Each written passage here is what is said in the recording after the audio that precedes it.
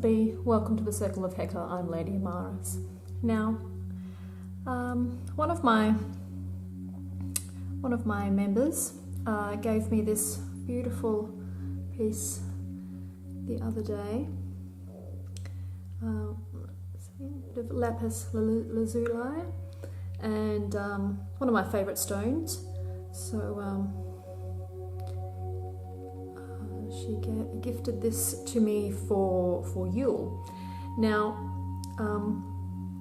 I thought I would take this opportunity to just go through with you just a couple of different ways of cleansing jewellery when you get it. Now, this is not saying that she's given me any kind of nastiness, but it's just something that I do with every piece of jewellery that I get, whether it's something that I've purchased myself or whether someone's given it to me. Mainly because, one, if you buy jewellery or if you buy anything from a store, you don't know who's touched it. The circumstances a lot of the times that it's been purchased, and even to the point where sometimes if you're getting something, it could be if it's a gift and you're not sure, the piece of let's try and speak without slurring. The piece of jewellery that you may get as a present, you don't know where it's come from. So it could be something from maybe a deceased estate. It could be something that's been that was once in a pawn shop or whatnot. And with that saying that there could be certain impressions that are on the item, on the jewellery, that you don't actually want coming into your space. If it is, say, from a deceased estate, it may have, the person who may have worn it may have died from an illness, and that illness, that impression of that illness, that energy of that illness may be on the item.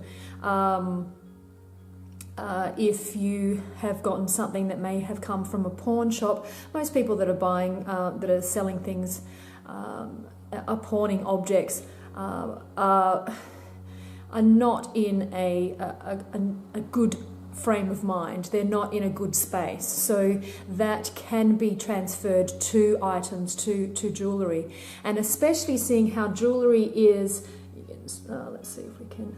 As you can see, jewellery is metal. It is. We've got a crystal, a stone, but most of the time jewellery is metal, and metal is something that holds a charge, holds an impression very, very well, and and that's why it's used a lot of times for getting impressions from people. Holding a piece of jewellery from someone can get the impression of where they are, especially if it's people who are using it to locate people who are missing, taking an object that they once wore, or can be used in that way. So impressions can stay and be impregnated within the jewellery.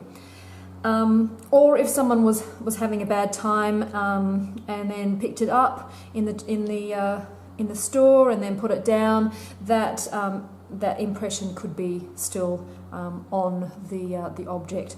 Or even the person who made it, could have been made in a jewellery facility, and the person who made it wasn't happy that day.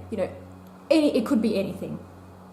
So just to err on the side of safety, especially if, as jewellery, it is going to be on your body, it's going to be close to your body, so that energy has no buffer. It's not the same as having an impression put onto a chair, or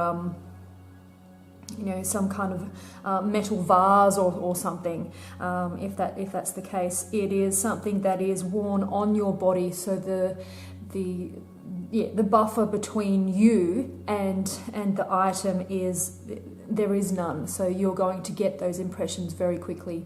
It's going to affect your aura, your space, very, very quickly. So items ways of cleansing your jewellery, there's heaps, and it is about finding the one that works best for you. Now you can smudge your jewellery by getting some incense and smudging it, and seeing that as you are smudging the jewellery or whatever item it happens to be, that any adverse energies are now being smudged away.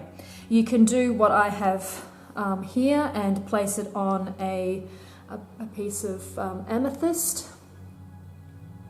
Amethyst is very good for protection, and just having it sitting there and it changing its vibration, so that it is changing it from whatever was there to the vibration that is conducive to the amethyst and also yourself.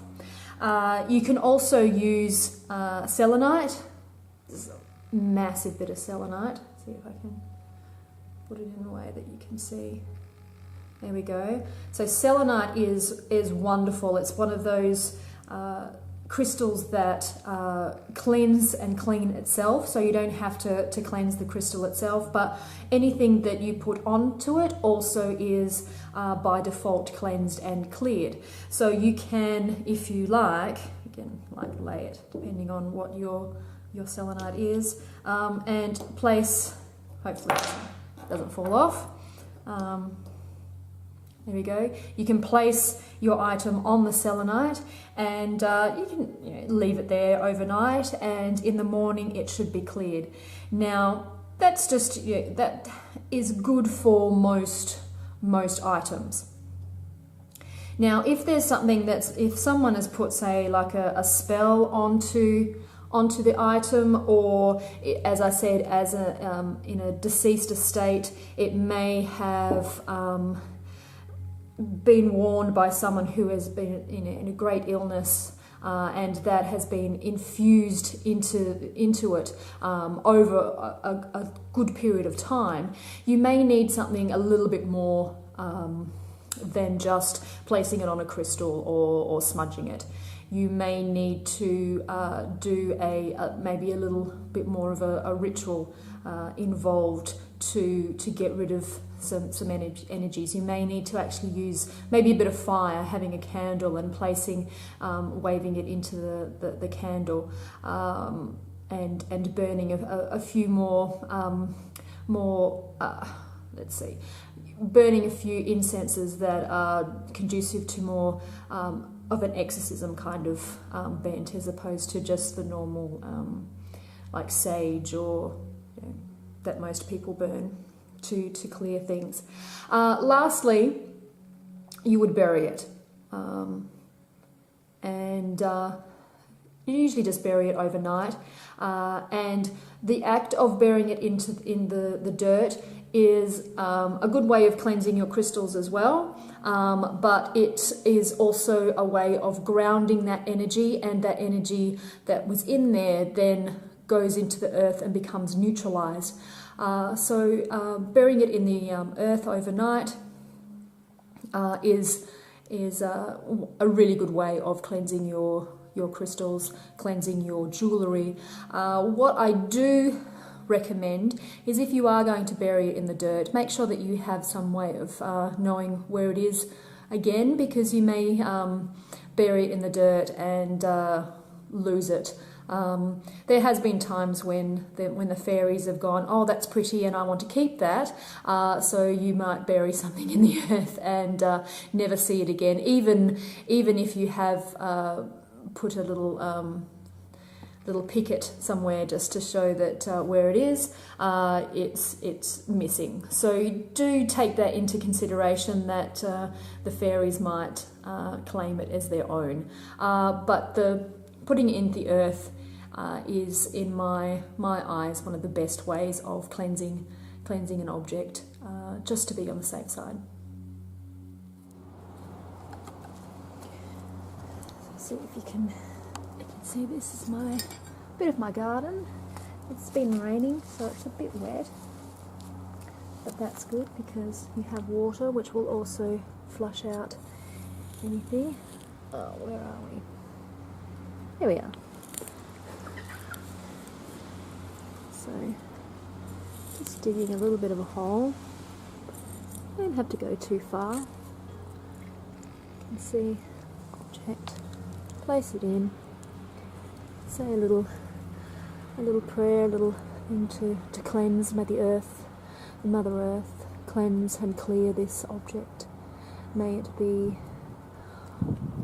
beautiful, cleansed and clear.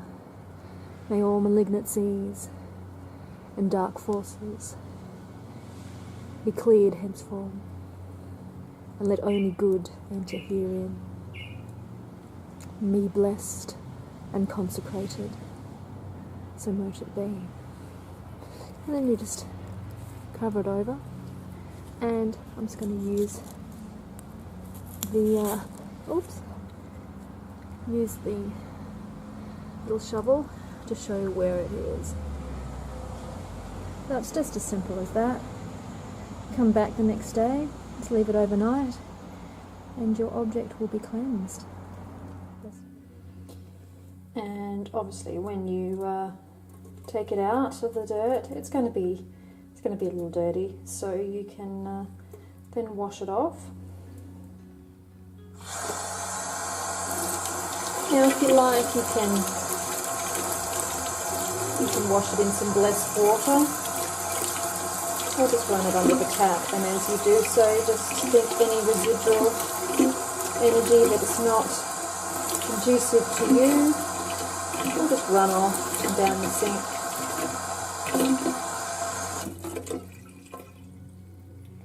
And then you have a clean, clear piece of jewellery ready to go onto your body, and that is aligned with your vibes. You can then consecrate this and impregnate it with the energies that you would like, any kind of things that you would like to have it bring out within you, happiness, courage, being able to speak in public, any of those virtues that you would like when you're wearing this piece of jewellery can be infused into it now. And yeah, blessed be. If you like this video and want to see more, please click on the links provided. If you think this witchcraft thing may be for you, please subscribe.